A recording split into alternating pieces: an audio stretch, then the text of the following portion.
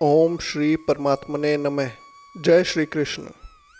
मैं नीरज लोहान और आप सभी का हार्दिक स्वागत है हमारी श्रीमद् भागवत गीता की क्रमबद्ध व्याख्या श्रृंखला में। गीता केवल पढ़ने का ही ग्रंथ नहीं है, यह जीवन जीने की कला है। और आज हम प्रवेश कर रहे हैं भागवत गीता के हृदय में, जो कि है अध्याय 2 सांख्य योग। यहीं से स्वयं भगवान श्री कृष्ण का दिव्य उपदेश आरंभ होता है। अब तक हमने देखा कि अर्जुन अपने ही स्वजनों को सामने देखकर करुणा, मोह और विषाद से भर गए। उन्होंने अपना गांडीव धनुष नीचे रख दिया, युद्ध करने से इनकार कर दिया और रथ पर बैठ गए। अध्याय 1 का समापन अर्जुन के मौन से हुआ।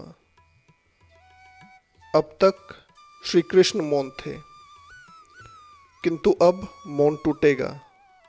आज पहली बार भगवान श्री कृष्ण बोलेंगे और उनके शब्द केवल अर्जुन के लिए नहीं, बल्कि हम सब के लिए हैं। कल्पना कीजिए, आपका सबसे प्रिय मित्र जीवन की सबसे बड़ी परीक्षा के सामने टूट जाए। क्या आप उसे केवल सांत्वना देंगे या ऐसा सत्य बताएंगे जो उसका संपूर्ण जीवन ही बदल दे? भगवान श्री कृष्ण ने अर्जुन के आंसू नहीं पोंछे, उन्होंने अर्जुन की चेतना जगा दी। आज का प्रश्न यह है, क्या करुणा हमेशा सही होती है या कभी कभी वही करुणा हमें अपने कर्तव्य से दूर ले जाती है? आइए समझते हैं गीता के श्लोक 1, 2 और 3 की सहायता से। अध्याय 2 के श्लोक 1, 2 और 3 का सरल भावार्थ यह है।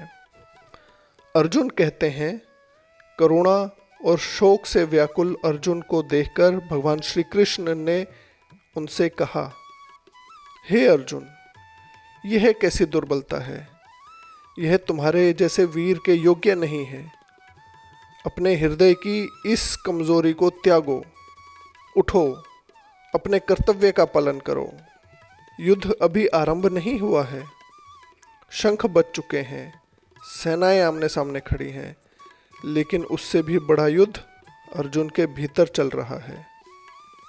श्री कृष्ण पहले युद्ध की रणनीति नहीं बताते, वे पहले अर्जुन के मन का उपचार करते हैं, क्योंकि जब तक मन स्थिर नहीं होता तब तक कोई भी सही निर्णय नहीं ले सकता।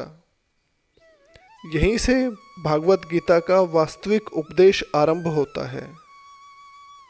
यदि हम आचार्यों की दृष्टि से भी देखें तो शंकराचार्य जी कहते हैं, अर्जुन का विषाद करुणा नहीं, अविद्या से उत्पन्न मोह है। श्री कृष्ण का पहला कार्य उसी मोह को दूर करना है। श्री रामानुजाचार्य जी कहते हैं, यह डांट नहीं है, यह भगवान की करुणा है। एक सच्चा गुरु वहीं कठोर होता है जहां शिष्य का कल्याण छिपा हो।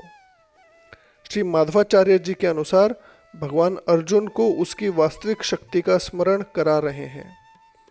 मनुष्य अपने स्वरूप को भूल जाता है, गुरु उसे उसकी शक्ति याद दिलाता है। आइए अब गीता का गूढ़ रहस्य समझने की कोशिश करते हैं।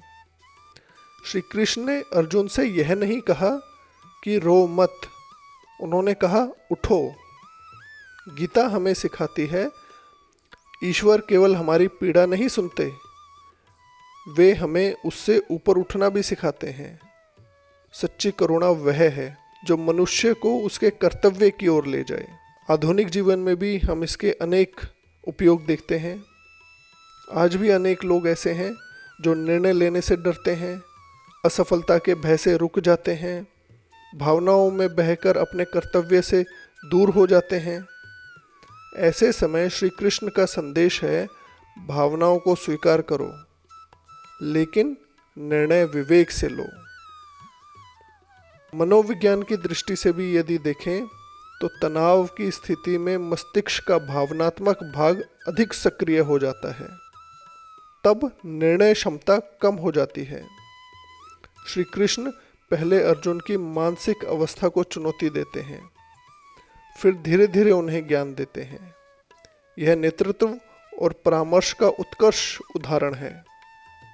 आज चिंतन करते समय अपने आप से पूछिए, क्या मैं भी किसी कठिन परिस्थिति में केवल भावनाओं के आधार पर निर्णय ले रहा हूँ, या मेरा निर्णय धर्म और विवेक पर आधारित है?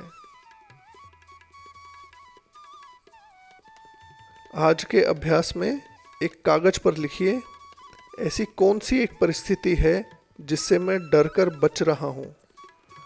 अब उसके सामने लिखिए, मैं इस चुनौती का सामना साहस और विवेक से करूँगा। और एक संकल्प लीजिए आज, मैं भय, मोह और मानसिक दुर्बलता को अपने कर्तव्य पर हावी नहीं होने दूंगा। मैं हर परिस्थिति में धर्म और विवेक का मार्ग चुनूंगा।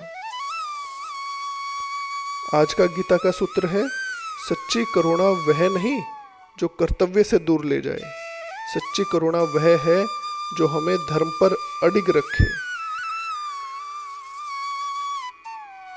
आज हमने सुना भगवान श्री कृष्ण के मुख से निकले प्रथम शब्द। ये केवल अर्जुन के लिए नहीं, अपितु हम सब के लिए हैं। जब भी जीवन में मन कमजोर पड़े, इन 3 श्लोकों को अवश्य याद कीजिए। उठो, क्योंकि यही भागवत गीता का पहला आह्वान है। यदि यह वीडियो आपको प्रेरक लगे तो इसे लाइक करें और अपने प्रियजनों के साथ साझा अवश्य करें। चैनल को सब्सक्राइब करें। इसी के साथ मैं अपनी वाणी को विराम देता हूँ। कल गीता के अगले श्लोकों के साथ फिर मिलेंगे। जब तक के लिए नमस्कार। जय श्री कृष्ण। हरि ओम।